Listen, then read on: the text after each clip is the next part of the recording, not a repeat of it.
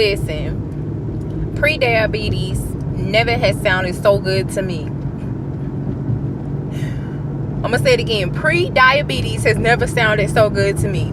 Okay, if you guys look at my other videos, I explained to you all that I was diagnosed with type 2 diabetes in December of 2017, I think it was. And ever since then, I have been on a quest and pushing to do better in my health. Now, I have to reiterate this part because a lot of people don't listen and don't understand. When I went, I was currently learning to juice more, and I was eating like very sweet and acidic fruits. Pineapples, grapes, strawberries, apples, you know, fruit that have a lot of natural sugars in it. So that was one of the reasons I was told that my glucose was up. So I thought that only, you know, if you ate poorly, you know, it could make your glucose go up. Okay, so that's a different story. But what I'm doing right now is an update because I'm proud of myself. I have gotten out of the diabetic range, and now I'm in the pre-diabetic range, which is, you know, you probably won't ever hear anybody say they happy to be pre-diabetic, but that means progress for me. It really does. And I'm excited for the progress that I've made. I'm excited, you know, that I just stuck to my guns with things. And it's going well. So my goal now is to, of course, get off this medicine that I'm on. That's the next step. I have to go back and talk to my doctor about what the plan is for stepping down off of this metformin, because that was always a discussion that came up back when I even started it. Like, I have to get off of this metformin. I can't stand it. It's been a little kinder to me as I've been a little kinder to myself. So I still don't want to be on it. I don't want to be on any medications. So I just take that one pill a day. But I don't even want to be on that. So I told you guys that, you know, as far as this diabetes situation, I'm an open book. I've let you guys know when I went and had my A1C checked, and then the 6 months after that. So when I first found out I was diabetic, because I've been having people ask me questions on other videos and stuff like, how did you know? Man, I don't know. Out of nowhere, my equilibriums were completely off. I was having like these really bad hot flashes, and I just was unbalanced. I would get up and I would be like, oh, I just need to sit down. And if anybody knows me personally, you guys know I do a lot. I run around the city. I don't want to sit down. So for me to feel that way, I was like, this isn't good. So if you guys go back and look at the old videos, you will see me give some information as to what happened with that. So that's what was happening. I just wasn't feeling right. Whether I was eating or not, I wasn't feeling right. So I had to get a feel for my body and find out what it needed, what it didn't need. I'm still walking as much as I can. I'm really walking way more. That's probably why my glucose is doing so well. I'm walking a whole lot now, because between work and other things, I am just constantly walking, and I'm moving around all day, which is good. I like to move around. I'm not a lazy person. So I just wasn't feeling well, and they ran all my tests. When I tell you they ran like 50-60 tests, I was like, geez. But I have, through this process, learned how to go and read all of the tests and know what these tests are and what I need. And it's important, man. It's important for you to know your levels. Look at this nosy lady looking at me. It's important for you to know your levels. Know what they mean. Know what these codes mean on your test results. When you get your test results, like my test results come to me, I look everything up if it's something that I don't know. And then I go back and I look at my past results, because you can look at your past results. If you have been with that doctor for some time, you can go back and look up your past results and see what's going on, and if it improved, if it decreased. Like even my cholesterol, you know how they give you a range? I'm under the range. My cholesterol is excellent. So even words that I don't know, I just Google them and I say, hey, this is what this does. Everything is good, man. Everything is so good. I'm just beyond blessed. I'm having allergy issues, so I'm waiting so I can get an appointment with that, because I really think it's this metformin, but all those good fruits I was just telling y'all about, I can't eat them anymore. I cannot eat oranges, anything with like a high acidity level, pineapples, and those are like all the good things, you know, stuff that you want to juice and throw in ginger. I love ginger and pineapple juice, and you know, whether I just put some turmeric or something in it and take a shot glass and take my you know, my powders and supplements that I take, because I can't, you know, I can't take them synthetic vitamins.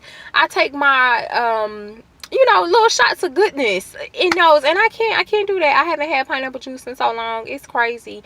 I had it probably about 7 months ago, and when I tell you, itchy throat, itchy everything. So they gotta try to figure out what's going on with my allergies now. I really do believe it's the metformin, because before that I could eat anything. I could eat grapefruit, oranges, whatever, and you know, besides, you know, maybe a couple little bumps on my skin or something like that, but other than that, I'm in love with fruit. So I gotta try to go figure out what's going on with that.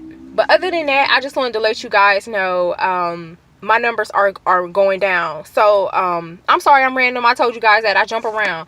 When I was diagnosed with type 2 diabetes, my A1C was 8.2. Okay, it was 8.2. And it does get higher than that. I hear some people say that are on insulin that their current A1C is like 10 and 11, and I'm like, gosh. So it was 8.2. In 3 months, I got it down from 8.2 to 6.7. Okay, so it is possible to reverse type 2 diabetes. You can definitely do it. So I think it hasn't been a year since that 6.7, but it's been quite some time. It's been more than 6 months. So I'm either in the high 9s or the low 6s. Like, I think I'm between 5.9 and 6.2. So that's considered borderline diabetic. Anything that's like 5 to 6.9, I think, is borderline. So if you're borderline, they don't necessarily want you on medication. If you have never been on medication, they just want you to watch what you're eating, diet, and exercise. Now, this is the message that I got before I had to start taking this metformin. I went to this doctor, and I just didn't get along with this doctor. He knew what he was talking about. I will let him say that. But his message and approach to me, I wasn't mature enough in my mindset to bypass the drama in order to get to the point that he was trying to feed me. He basically was saying that if you don't watch your diet and your exercise, you could end up becoming a diabetic. And I didn't really get that message until I went to this new lady that I'm seeing at a different place.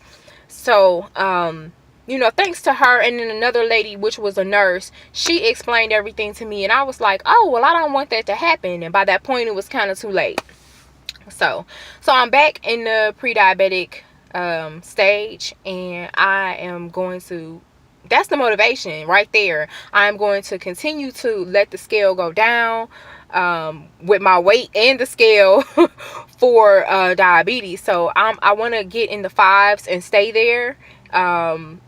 You know, just being in the 5s would just make me blissfully happy. So I am thankful for you guys for tuning in, and thanks for you guys comment on other videos that have nothing to do with this. Y'all be like, how's your health? How you doing? You know, my health was always good. I didn't think I was gonna die, except for that one day that I went to the ER, and I was like, what the hell is going on? Because my heart rate was like accelerated. They thought I was on drugs. They was like, hi, what kind of drugs did you take? And I was like, I didn't take any drugs.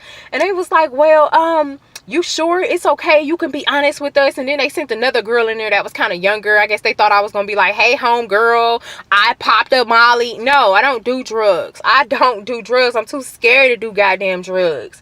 So that's what happened with that, you guys. So, you know, you just got to push, man. I think my motivation for wanting to push is not to take that medicine, because I know medicines don't heal you. They make you worse. And my second thing is that I don't want to be at a state where I have to depend on something every day to keep me alive. The only thing that should be able to determine me being alive is my heart beating or not beating. You understand what I'm saying? I don't want that. I don't like going to pharmacies. You 9 times out of 10 you go to a pharmacy, you're gonna come home sick anyways from something that's there. So 10 minutes strong. Thank you guys for listening. Thank you for asking me, you know, on Instagram, on my DM, or asking me on the inbox here, or asking me questions just in the general videos about how I'm doing. I am doing well. Mental health is very important to this too, because you have to have knowledge. You can't get scared, and you have to have a stable mind and know that things will work out for you and get better. So as long as you believe in yourself, do some research and understand what the process is of the human body. We really have to learn the human body. Us as black people, I don't know, I can't speak for every other race, why we don't want to take care of ourselves sometimes. Like, I don't know. Like, I'm not the gym rat. I'm not the person that likes to go work out, but I believe in getting out, walking, and being in nature. I don't understand why we don't want to learn how to do that. We got to learn how to take care of ourselves. We have to learn how to research our body and know what's good for it, know what's bad for it, understand why things are not working if they're not working. We have to do that. So thank you so much for listening to me and caring. I really appreciate it. You guys can still check me out on Poshmark. I got that store and it's doing really well. I got a lot of stuff up in the spring, like I told you guys before. I'm on Instagram as Astra's Closet. It's ASTRAS_CLOSET. And if you click on the link in the Bayou City, Houston, if you click on the link in the bio, it'll take you directly to that Poshmark store. It's economical. It's Astra's Closet, a fancy fair way to shop. That's my hashtags. So I appreciate y'all. Peace and love.